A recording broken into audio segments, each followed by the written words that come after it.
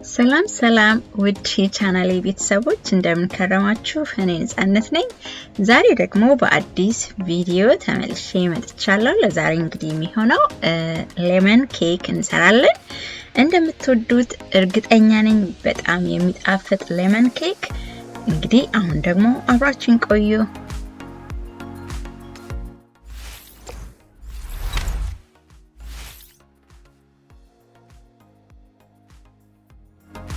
እዚህ ጋር እንግዲህ እንደምታዩት ለምግቡ የሚያስፈልገኝን ኢንግሪዲየንቶች አስቀምጫለሁ። እንግዲህ እዚህ ጋር ስኳር አለኝ። እንደምታዩት 1 ካፕ የሚሆን ስኳር አለ። ከዛ ደግሞ ዱቄት፣ ሎሚ፣ 3 እንቁላል፣ ዘይት፣ ወተት እና ግሪክ ዮገርት አለኝ። ፕሌን የሆነ ግሪክ ዮገርት። እዚህ ጋር ደግሞ ቤኪንግ ሶዳ፣ ቤኪንግ ፓውደር እና ጨው፣ ሌላ ደግሞ ቫኒላ ኤክስትራክት። እዚህ ጋር ደግሞ ሌመን ፑዲንግ አለኝ። ኢንስታንት ሌመን ፑዲንግ እሱንም እጠቀማለሁ። በጣም ቆንጆ አድርጎ ያጣፍጠዋል። ተወዱታላችሁ። ይሄኛው ግን ሜክ ሹር ኢንስታንት መሆኑን እና እሱንም እጠቀማለሁ ማለት ነው። አሁን እንደምታዩት ያው ከቦክስ ውስጥ አወጣሁትና ከዱቄቱ ጋር እዚህ ጋር አደርገዋለሁ። በኋላ እጠቀመዋለሁ።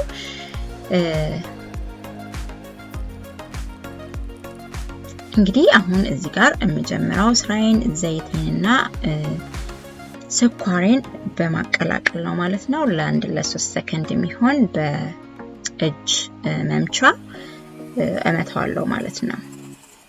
እንደዚህ ለ3 ሰከንድ የሚሆን እንደዛ አረግና ከዛ እርጥቦቹን በሙሉ እከታለሁ። እዚህ ጋር እንግዲህ ወተቴን ጨመርኩኝ። እዛ 3 እንቁላል አደረግኩ። ከዛ ደግሞ ግማሽ ካፕ የሚሆን ዮገርት ተጠቅሜያለሁ። ቫኒላ ኤክስትራክት 2 ቲስፑን የተጠቀምኩት። አሁን የሚያስፈልገኝ እንግዲህ ሌመን ነው። ሌመኑንም ደግሞ 1 ሌመን ነው የተጠቀምኩት። በደንብ ውሃ ያለው ሌመን ነው። መጀመሪያ ግን ዘስቱን እጠቀማለሁ፣ የሌመን ዘስቱን። እሱን ፍቅፍቅ አርጌ ቢጫውን ፓርት ማለት ነው። እሱን በደንብ እጠቀምና ከዛ ደግሞ ሎሚውን ውሃውን እጠቀማለሁ ማለት ነው። እንዳለ ምንም አላስቀርም።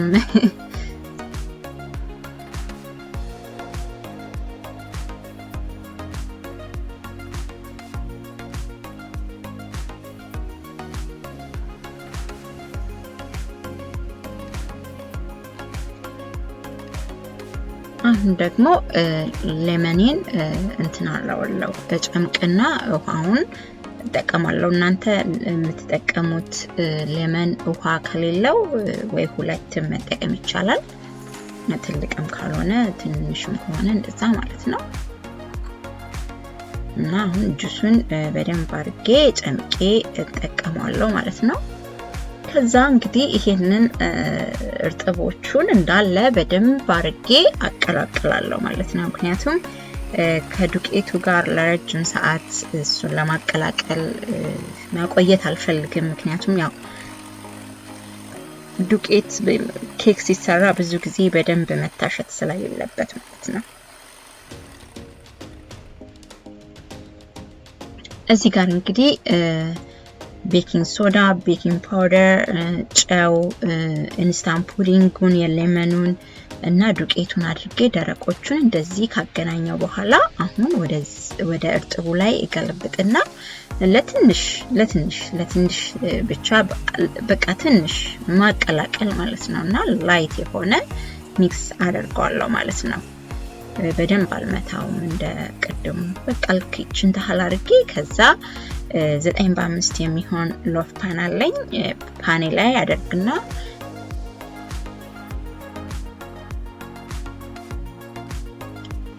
ኦሬዲ እንግዲህ ኦቨንን 350 ዲግሪ ላይ ፕሪሂት አድርጌዋለሁ። ከ50 እስከ 55 ደቂቃ ባለው ውስጥ ነው እንግዲህ የማበስለው እና እንግዲህ አብራችን ቆዩ። ይሄንን ግን ያው እኩል አደርጋለሁ፣ እኩል እንዲበስልልኝ ሜክ ሹር ሊጡን እኩል ማድረጋችሁን። አሁን ኦቨን ውስጥ ከተዋለሁ።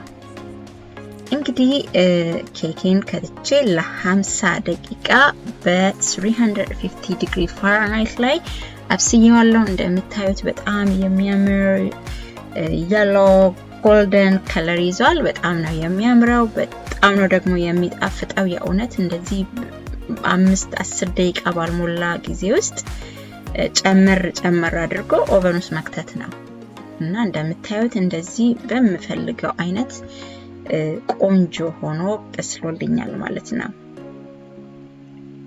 እንግዲህ አሁን ደግሞ ግሌዝ እሰራለታለሁ። እናንተ ግሌዝ መስራት ካልፈለጋችሁ እዚህ ጋር ማብቃት ትችላላችሁ። እኔ ግን ግሌዝ ዛሬ መጠቀም ስለፈለኩኝ እሱን አደርጋለሁ። ለዛ ደግሞ የሚያስፈልገኝ ፓውደር ሹገር 1 ካፕ የሚሆን ፓውደር ሹገር፣ ከዛ ደግሞ 3 ቴብል ስፑን የሚሆን የሌመን ጁስ ነው መጠቀመው ማለት ነው። እሱን ሚክስ ማድረግ ነው። ሌላ ምንም አይነት ክሬም ኦር ሌላ ነገር አያስፈልግም።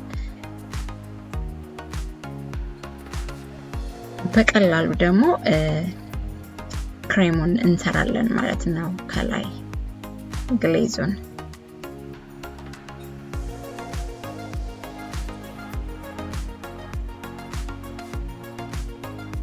እንግዲህ ይሄንን ስኳሩን እና ሎሚውን በደንብ አድርጌ መምታት ነው።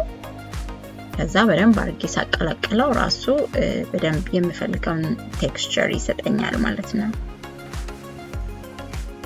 ትንሽ ስላነሰው 1 ማንኪያ ጨምር።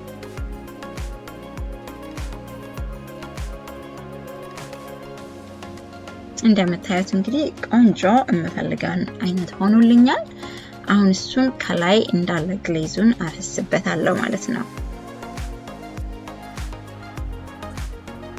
ከላይ እንደዚህ ኬኩ ላይ ማፍሰስ ማለት ነው።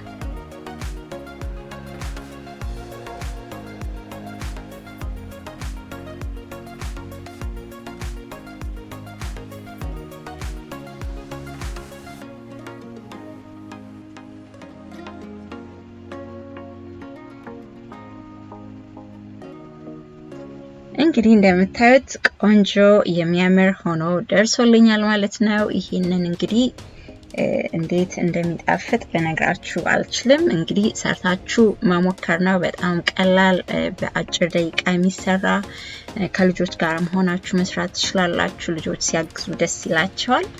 እና እንደምታዩት እንግዲህ ቆንጆዬ ኬክ ሰራን። ይሄንን ኬክ እንግዲህ ከምትገዙ በቤታችሁ እንደዚህ ሰርታችሁ መብላት ይቻላል። ሰው ጋርም ለመውሰድ ብትፈልጉ በአጭር ደቂቃ ሰርታችሁ እንደዚህ መውሰድ ይቻላል ማለት ነው። እንደምታዩት በጣም የሚያምር ፍትፍት ያለ ሆኗል። እንግዲህ አብራችሁኝ ስለነበራችሁ ከልብ አመሰግናለሁ። መልካም ጊዜ